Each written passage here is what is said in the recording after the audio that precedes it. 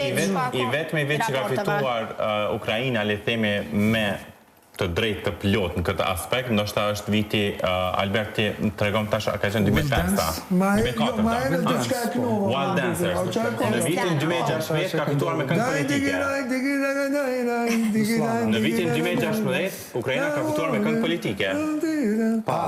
Në vitin 2022 ka fituar prapë sepse ishte pjesa e luftës. Pra, të gjitha fituaret që kishte Ukraina, duke e largu të parën, dy të tjerat kanë qenë 100% politike. Se kur ka ndodhe 2016 ka fitu me Gjamalla me këngën 1940 që tregon dëbimin e njerëzve nga Krimea. Është këngë politike. Po, s'ka qenë luft, po ka qenë që viti 2022 edicioni në Itali fiton kënga Stefania, ku ishte rëmuja më e madhe e luftës së Ukrainës. Po, në atë kohë, po. E çka po ndodh me neva, s'po investojmë, a çka po ndodh? Kthehemi te na. 22 vjet, a më mirë është 22 vjet. Unë do të them nga 2019 deri në vitin 2026, vitet e fundit. Arilina s'ka marrë pjesë.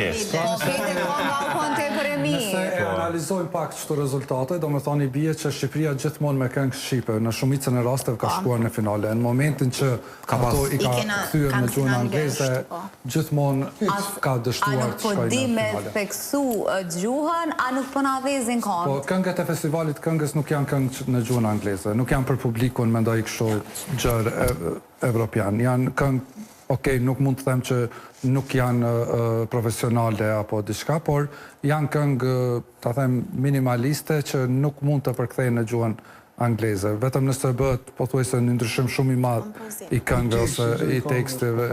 Pra, mendoj që një prej gabime më të mëdha ka bërë edhe Aurela Gaçe, që la e ktheu këngën në gjuhën angleze dhe pastaj nuk kaloi në 2011 dhe nuk kaloi në finale. Pra, shumica e